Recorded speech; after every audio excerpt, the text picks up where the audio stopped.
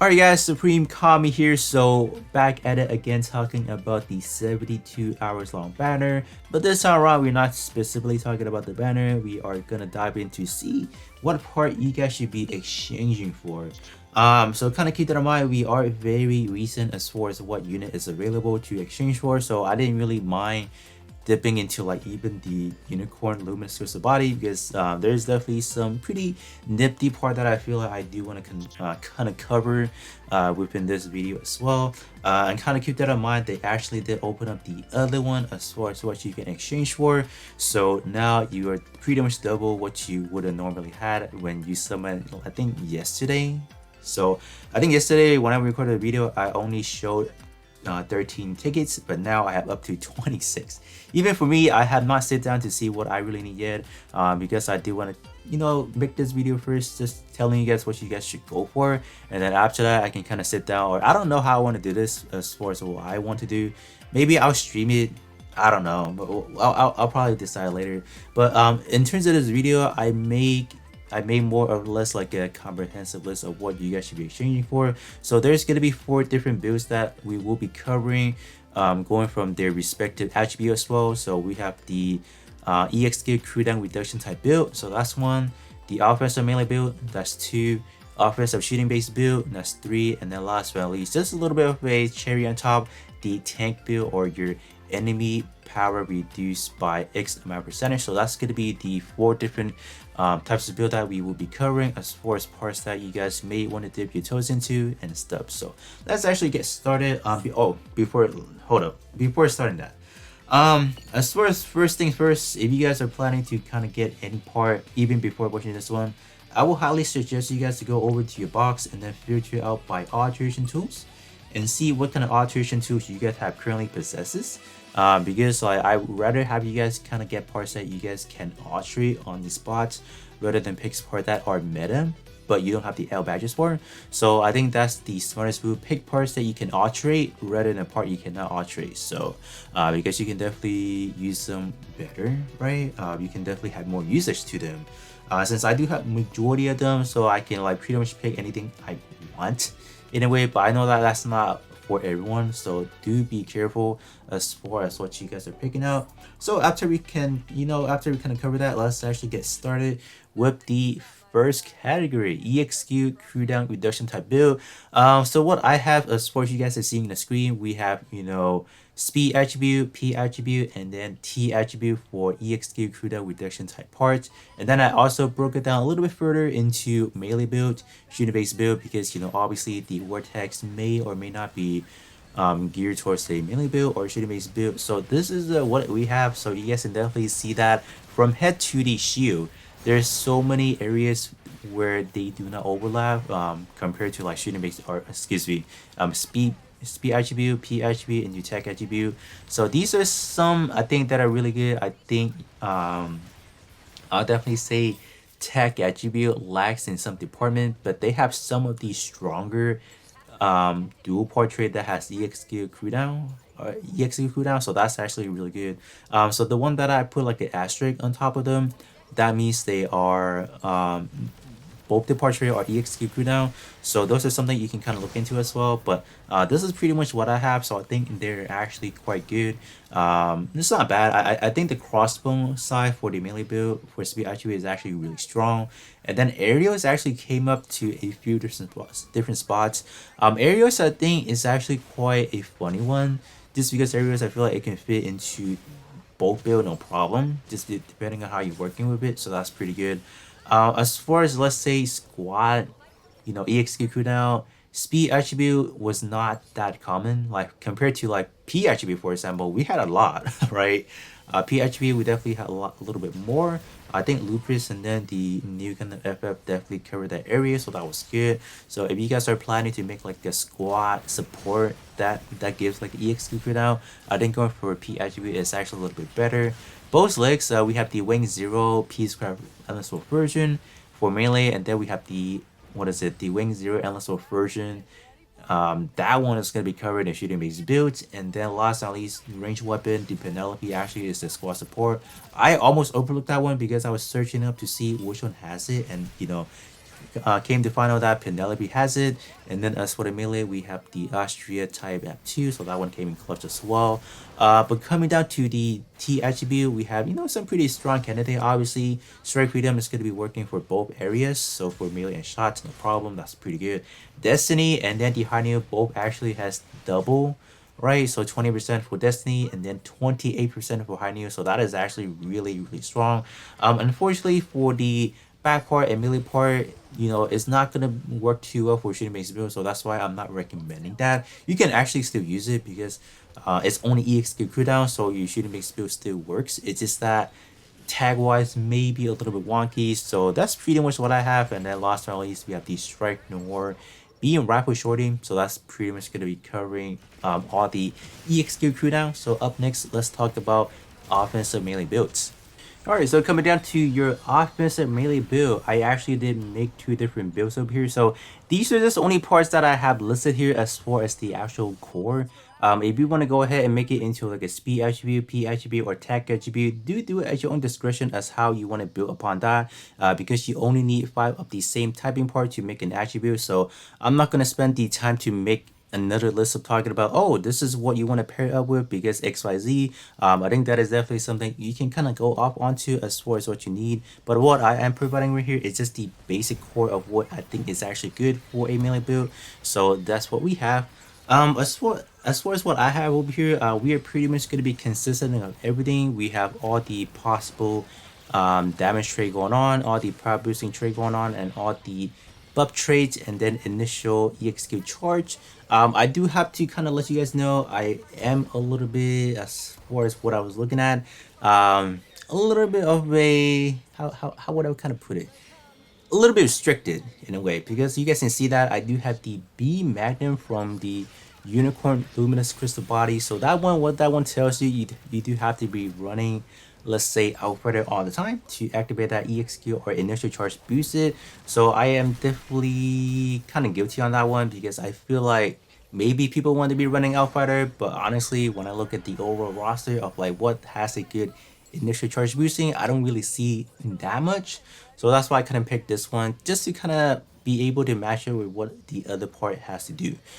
So as far as what the difference between these two builds is, that one of them has a different vortex than the other one. So in terms of the melee one, that one is pretty much going to be revolving around some of your more simple traditional melee vortex. So we have pro tag, close combat.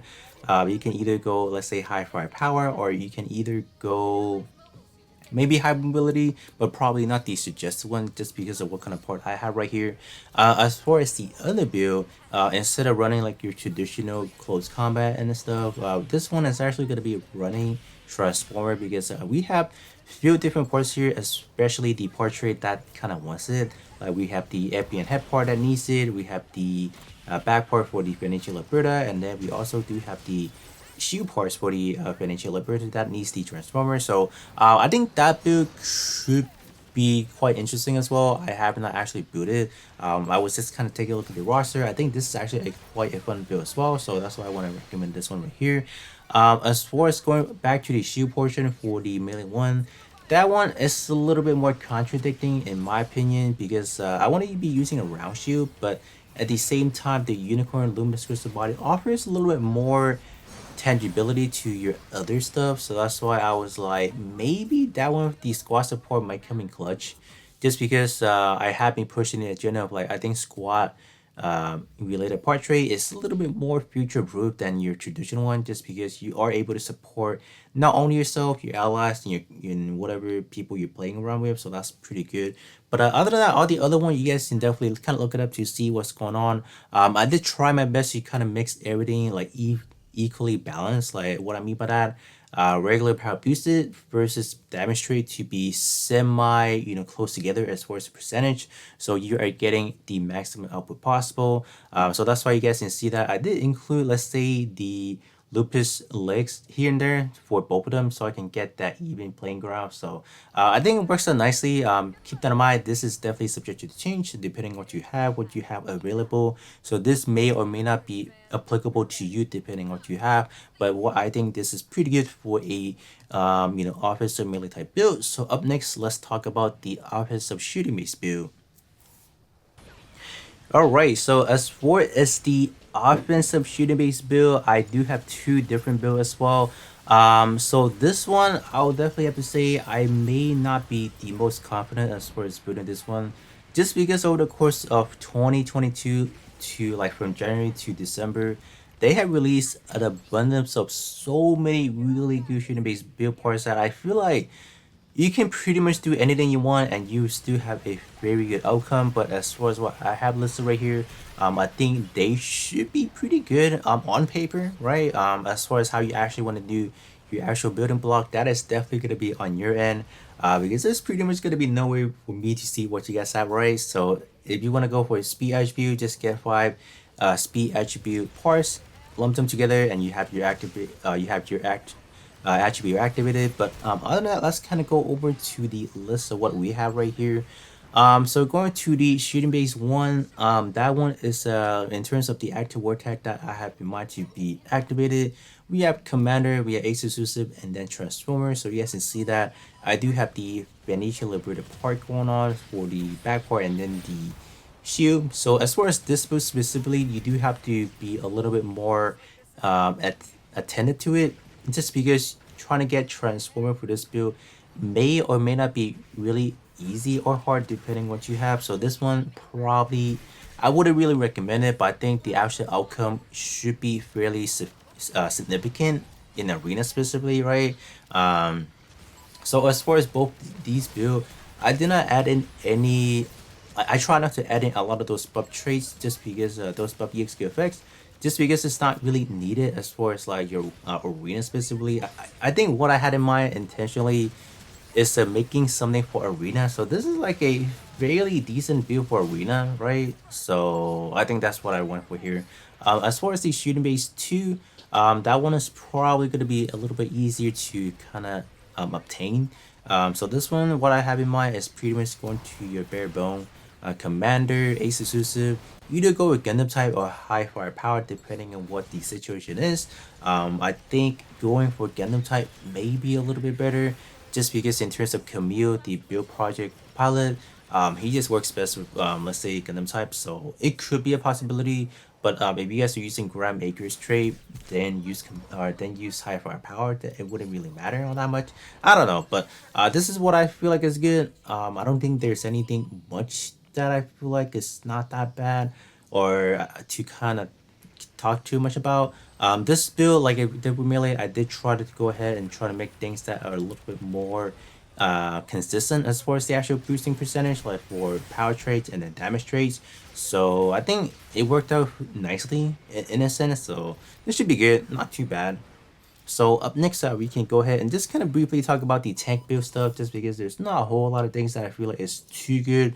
I think there's actually a lot more into the standard portion rather than the actual limited stuff. So that's actually quite funny, I will have to say. But let's kind of quickly go over what I think are some good parts you might want to kind of get as far as your actual tank build. So now, last but not least, we have your tank build. As far as tank build, pretty much what you want to do, you want to have a lot of those, let's say, enemy power reduced type portrait. So those are pretty much what we are essentially looking for. But I do have to tell you guys that at the end of the day, tank build does not really survive from a lot of stuff, even if you pack in the highest percentage possible. But in terms of what we have right here, it's actually not that bad. The head part for the Vernacular Brutta is definitely a must have, because that one actually gives out, I believe the first trait is like an all power reduce, and then the second one is specifically only to EXQ, so that one works out really well. As far as the torso, we do have numerous of those, power reduction type stuff, but I picked the EXS specifically because this one actually gives me revive, so I do want to be able to tank at the same time if my enemy just kind of or whatever just kind of like kill me, whatever. I would like the opportunity just to come back to just kind of troll around, just kind of play around with them. So I think that actually serves as a really good part trait. Coming down to the arm, we are still going to be using the EXS as well, because that one actually comes with another all power reduce, and then we also do have like an initial charge boosted, so that's why I think that one worked out really fine. But I did add on a new toys over here. We have the Strike Noir. The Strike Noir is actually quite an interesting one. I believe both in combined is actually giving up to a 180%, but I believe the other one is restricted to receiving physical attacks. So I mean, like, it's cool to have it, right? So that's that. Coming down to your legs, we have the Turn A. Turn A was a fairly late introduction. We actually made it to the cut, so that was actually really good. So what's good about the Turn A legs is that you are getting a 100% chance of surviving a fairly blow when you have it at max out. So I feel like that is gonna add in an additional layer of elements to your tank build like no other things have done before. So that's why um, the Turn A legs definitely a must have for sure. Coming down to the back part now, we have the EXS once again. So this one has been a very top contender as far as reduction type things go. This one I believe is another all power reduced, so that's actually going to be quite good. But if you're talking about your melee aspect and then your ranged weapon, I don't really have anything for you as far as limited stuff, just because I feel like the percentage is not really what I want in a way. So I'm not gonna be like, oh, get this because the thing is still good, right? Rather I feel like if you look into standard stuff, I think you might have some better options instead. But shield wise, we are gonna be talking about the Double X. That one is another late contender as well, but I believe that one is up to 180% reduce in EXQ penetration from your enemy. So I mean, like, I never actually tried that myself, but I think it's actually quite competitive in terms of like reducing enemy doing damage. So it could be good. I don't know, but this is what I have for the tank build, and overall, this is the over list of what I think you guys should be exchanging for. I know that it is a lot, but I just want to make everything nice and smooth so you guys can just kind of see what's going on as far as what kind of part you guys should be getting. In terms of what I have recommended right here, you might not, you don't have to pick any one of them actually, right? Because you guys can definitely make your own judgment as far as what you get. But this is just pretty much like the basic core of what I think is good, so you guys can kind of go for that direction. Like you can look at the part that I have listed, and that you can kind of make a good comparison to some other one that you think you might want. And I think that's pretty much the overall purpose of this video, just more or less like a quick introduction to like what kind of stuff to be getting for you guys and stuff. So yeah, hopefully this is helpful to you guys as far as what you kind of pick out. I know this list is a little bit big, right? Probably you guys won't even have that many tickets to kind of exchange with, but other than that, that's pretty much what I have for you guys, and then I'll be catching you guys on the next one.